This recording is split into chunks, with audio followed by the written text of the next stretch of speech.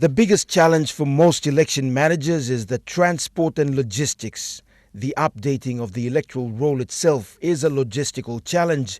Each region will be expected to have the electoral rolls updated with each form signed by eligible voters months before the 2017 elections. Chief Electoral Commissioner Patilius Gamato is in Leh for the week-long workshop.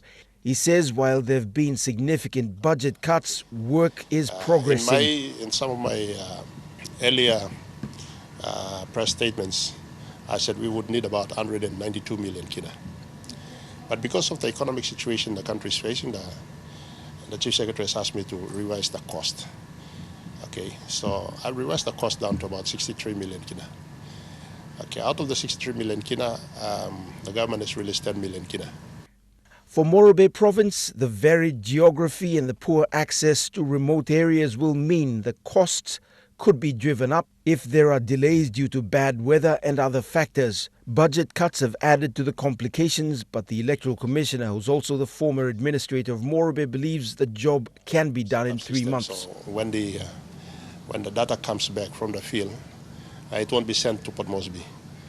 Like for example, in Morobe Province, it'll come to Leh and it'll stop here. The officers will enter the data.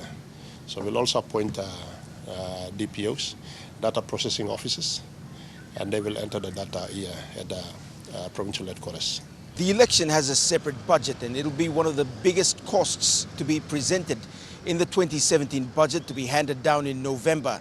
The Electoral Commissioner can't say at the moment how much the elections will cost until final approval is given.